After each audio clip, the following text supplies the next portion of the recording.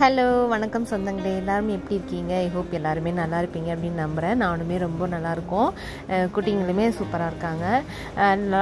Shorts வீடியோலேயே வந்து திருச்செந்தூர் போயிருக்கோம் அப்படின்னு சொல்லிட்டு எல்லாமே வந்து அப்லோட் பண்ணியிருந்தேன். அதோட லாங் வீடியோ தான் வந்து இன்றைக்கி நம்ம பார்க்க போகிறோம்.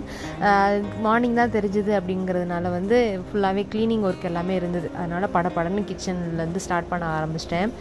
ஃபஸ்ட்டு பாத்திரம்லாம் கழுவி வச்சுருந்தது எல்லாமே எடுத்து வச்சுட்டு கிச்சன் அடுப்பு மேடை எல்லாமே தொடச்சிட்டு அதுக்கப்புறமா வந்து நெக்ஸ்ட் வேலை பண்ணிக்கலாம் அப்படின்னு சொல்லிட்டு இன்றைக்கி லஞ்சு வந்து பார்த்திங்கன்னா சேர்த்து ஈவினிங் வந்து எப்படி போகிறோம் அப்படின்றது தெரியல. ஸோ அதனால் வந்து கொஞ்சம் ரைஸும் புளி சாதமும் கட்டி எடுத்துக்கிட்டோம் அப்படின்னா மதியானத்துக்கு நம்மளும் சாப்பிட்டு எடுத்துகிட்டு போகிற மாதிரி இருந்தால் அப்படி அந்த இது யூஸ் பண்ணிக்கலாம். அப்படி இல்லை அப்படின்னா ஃப்ரிட்ஜில் வச்சுட்டு போனோம்னா நம்ம வந்து கூட யூஸ் பண்ணிக்கலாம் அப்படின்னு சொல்லிட்டு இன்றைக்கி புளி சாத பவுடர் தான் வந்து ரெடி பண்ணலான்னு சொல்லிட்டு எடுத்து வச்சிட்ருக்கேன்.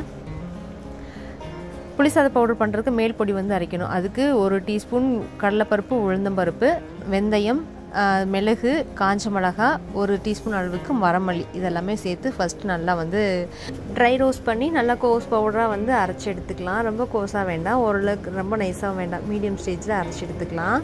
இப்போ இன்னொரு கடாயில் நல்லெண்ணெய் விட்டுருக்கேன். நல்லெண்ணெய் விட்டுட்டு கடுகு சேர்த்துக்கலாம். கடுகு, கடலைப்பருப்பு, உளுந்தம்பருப்பு, காஞ்ச மிளகாய் இது காரத்துக்கு ஏற்ற மாதிரி சேர்த்துக்கோங்க. இதெல்லாம் சேர்த்து கருவேப்பிலைன்னா கருவேப்பிலையும் சேர்த்து ஒரு துண்டு பெருங்காயத்தூள் சேர்த்துக்கோங்க.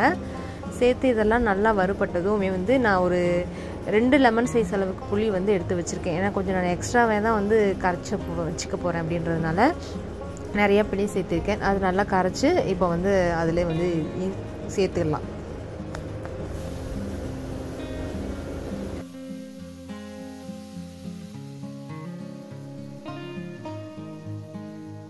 இப்போது இந்த புளி கரைசலுக்கு தேவையான உப்பு, கொஞ்சமாக மஞ்சள் தூள் சேர்த்து நல்லா கொதிக்க விட்டுறலாம்.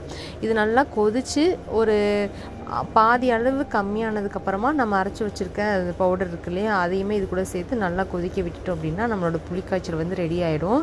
இது வந்து நான் எக்ஸ்ட்ரா தான் அரைச்சி வச்சுருக்கேன். புளிக்காய்ச்சலுமே எக்ஸ்ட்ரா எடுத்து வச்சுருக்கேன். இந்த மேல் பவுடருமே வந்து எக்ஸ்ட்ரா அரைச்சி வச்சுருக்கேன். நம்ம எப்போ வேணுமோ அப்போ டக்குன்னு கடலைப்பருப்பு உளுந்து போட்டு தாளித்து நம்ம இதை சேர்த்துக்கிட்டோம் அப்படின்னா டக்குன்னு ரெடி பண்ணிக்கலாம்.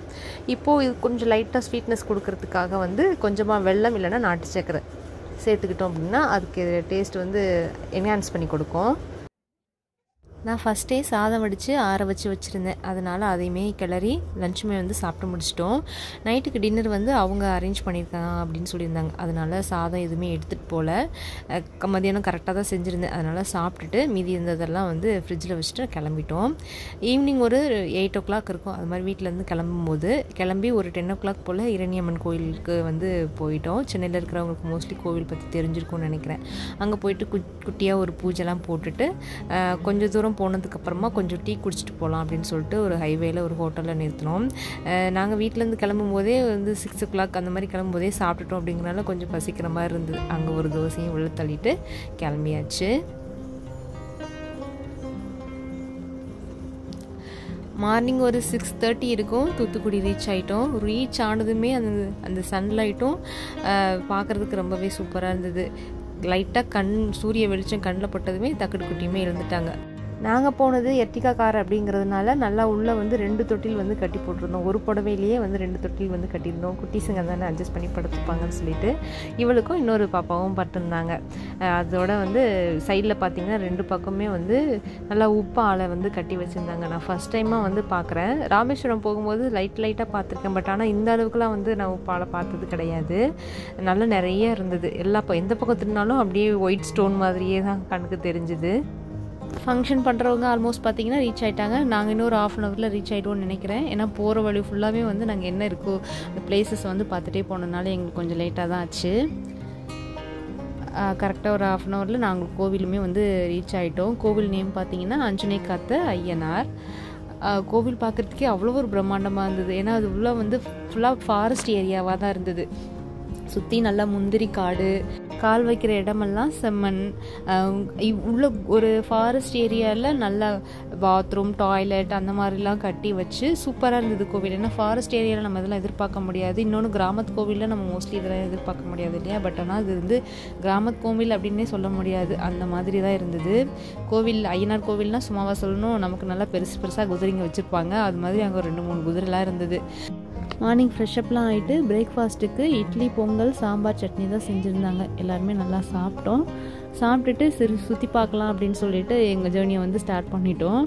ஃபஸ்ட்டு ஸ்டார்டிங்கே வந்து குளத்துக்கிட்ட தான் வந்தோம். அங்கேருந்து பார்த்தீங்கன்னா குளத்துக்கு அந்த பக்கமும் சரி இந்த பக்கமும் சரி நல்லா பெருசு பெருசாக இருந்தது எல்லா மரமுமே.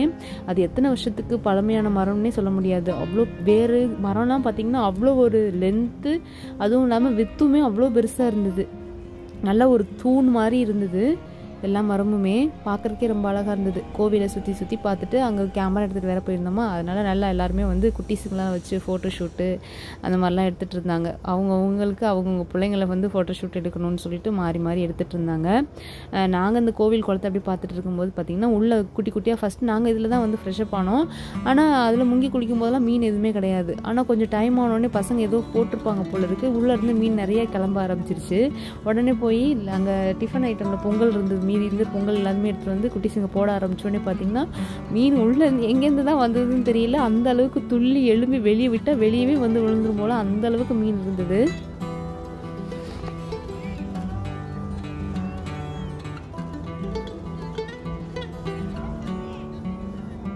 பசங்க இந்த வாழை இலையை கூட விட்டு வைக்கல, ஃபுட்டை போட்டுட்டு கூடவே அந்த வாழை இலையுமே சேர்த்து தூக்கி போட்டுட்டாங்க. அது பாருங்கள் ஒன்றோட ஒன்று எவ்வளோ சண்டை போட்டுட்டு ஜாலியாக சுற்றிட்டு இருக்குல்ல. நாங்கள் இதெல்லாம் பார்த்துட்டு இருக்கும்போதே குட்டீஸுங்களுக்கு மொட்டை போட்டுட்டு வந்துட்டாங்க. காது குத்துறதுக்கு எல்லாமே அரேஞ்ச்மெண்ட் பண்ணிகிட்டு இருந்தாங்க. இந்த ஆசாரி பார்த்திங்கன்னா பொறுமையாக ஒன்று ஒன்றா வந்து வச்சு பார்த்து கரெக்டானு செக் பண்ணிட்டு தான் குத்திட்டு இருந்தாங்க. ஏன்னா குழந்தைங்கிட்டையா கொஞ்சம் லைட்டாக சிறுமினாலும் போயிடுச்சு அவங்க, அதனால் நல்லா செக் பண்ணி தான் குத்திட்டு இருந்தாங்க. குட்டி பாப்பா காது குத்துனே செம்ம அழை.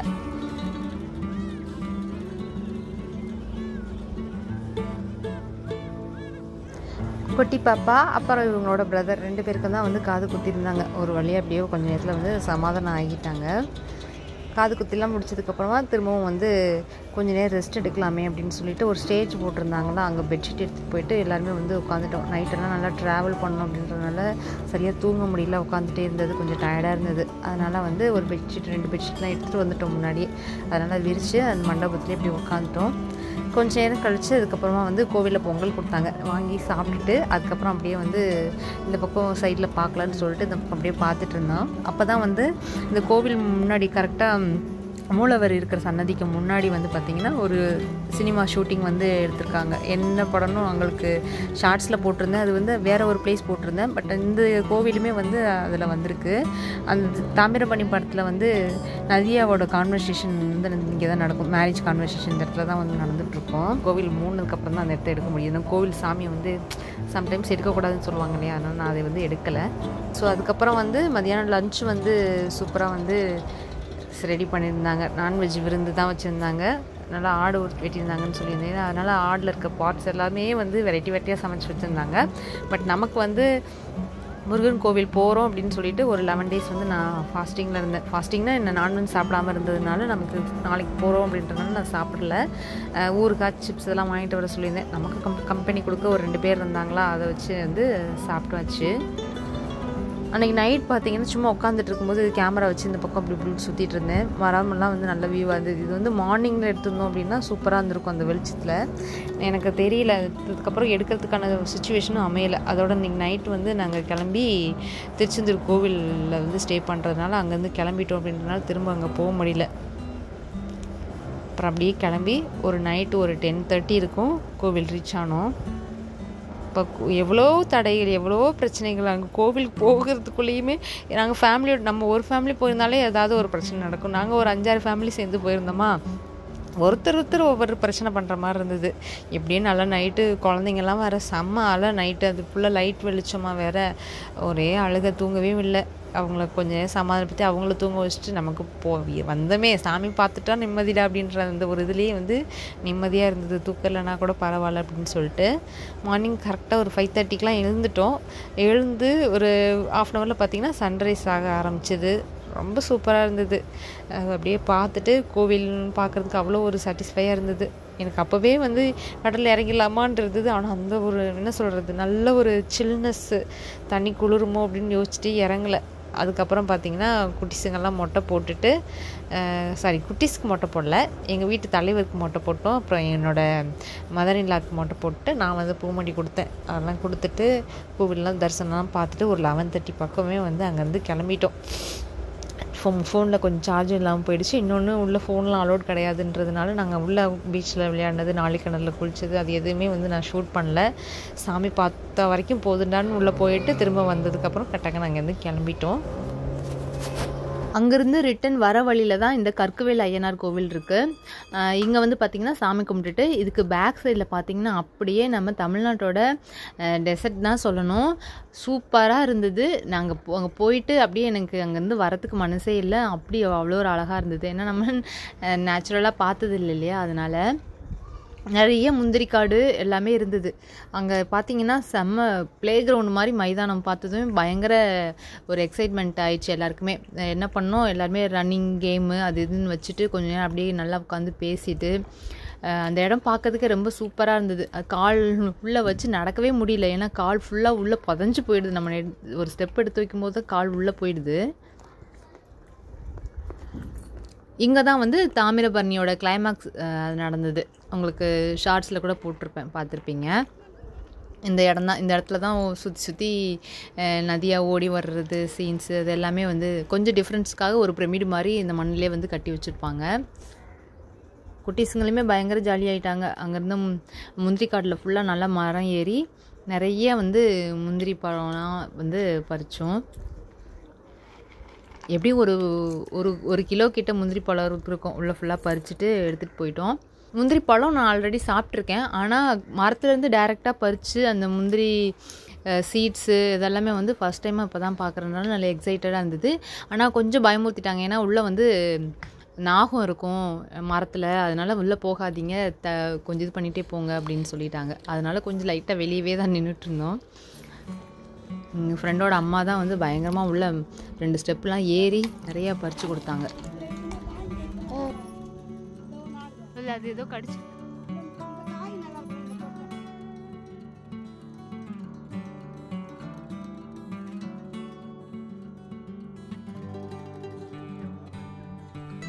அங்கே கோவிலேருந்து ஒரு 6 o'clock போலவே நம்ம கிளம்பிட்டோம். இதுக்கு மேலே இருந்தால் ரொம்ப டைம் ஆகிடும்னு சொல்லிட்டு அங்கேருந்து கிளம்பியாச்சு.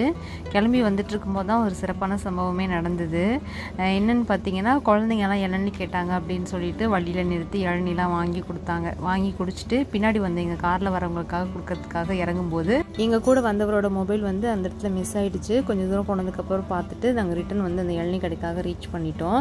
ஆனால் அங்கே பார்த்தா அங்கே மொபைல் இல்லை. அதுக்கப்புறம் தான் யோசனை வந்தது, பஸ்ஸில் வர ஒருத்தருக்கு வந்து அந்த ஃபோன்லேருந்து லைவ் லொக்கேஷன் வந்து நாங்கள் ஷேர் பண்ணியிருந்தோம். அதை வச்சு அவங்கக்கிட்ட கன்ஃபார்ம் பண்ணி அந்த மொபைல் வந்து எங்கே இருக்குன்ற லொக்கேஷனை கண்டுபிடிச்சா ஒரு பர்சன் வந்து அதை எடுத்துகிட்டு தூத்துக்குடி பவர் பிளான்ட் இல்லையா, அங்கே வந்து அவர் ஒர்க் பண்ணுறாரு போல், அதுக்குள்ளே எடுத்துகிட்டு போயிட்டு அவரோட ஒர்க் ஏரியாக்கே போயிட்டார். அதுக்கப்புறமா நாங்கள் அங்கே பவர் பிளான்ட் போயிட்டு அங்கே பெர்மிஷன் கேட்டு அது உள்ளே போய் அந்த மொபைல் வாங்கி ஈஸியாக முடிஞ்சிச்சு. பட் ஆனால் நாங்கள் வந்து அவ்வளோ தூரம் ஒவ்வொரு நிமிஷம் மொபைல் அங்கே இருக்குது இங்கே இருக்குது அப்படின்னு சொல்லிட்டு அந்த லொக்கேஷனை ஷேர் பண்ணி ரொம்ப ஒரு மாதிரி திக்கு நிமிடங்களாக தான் போச்சு அன்றைக்கி. அதனாலேயே எங்களுக்கு ஒரு 2 hours கிட்ட லேட்டாகவே ஆகிடுச்சு. தான் ஒரு லொக்கேஷன் வந்து ஷேர் பண்ணி வச்சுருந்த ஒரு விஷயம் தான் அன்றைக்கி எங்களுக்கு அவ்வளோ தூரம் வந்து கை கொடுத்துச்சு. ஸோ இது வந்து காட் கிரேஸ் அப்படின்னு தான் சொல்லணும். ஒரு வழியாக இந்த திருச்செந்தூர் ட்ரிப் வந்து ரொம்ப மெமரபிளாக, ரொம்ப திக் நிமிடங்களாக, என்ன சொல்கிறது, ஒரு 3 days வந்து ரொம்ப ஃப்ரீயாக ஹாப்பியாக அப்படியே போச்சு. நான் எக்ஸ்பெக்ட் பண்ணவே இல்லை இந்த மாதிரி விஷயங்கள்லாம் நடக்கும் அப்படின்னு சொல்லிட்டு. இந்த மாதிரி இறுக்கமான ஒரு லைஃப்பில் இருந்துட்டு 4 நாள் 3 நாள் வந்து ஃப்ரெண்ட்ஸுங்க கூட அது மாதிரி இருந்தது வந்து ரொம்பவே ஜாலியாக ஹாப்பியாக இருந்தது. இந்த மாதிரி இன்னொரு ட்ரிப்பு கிடைக்கணும் அப்படின்னு சொல்லிட்டு தான் அன்றைக்கி எனக்கு தோணிகிட்டு இருந்தது. அவ்வளோதான், இந்த விலாகோட எண்டுக்கு வந்துட்டோம். இந்த வீடியோ உங்களுக்கு பிடிச்சிருந்தது அப்படின்னா கண்டிப்பாக லைக் பண்ணி சப்ஸ்கிரைப் பண்ணுங்கள்.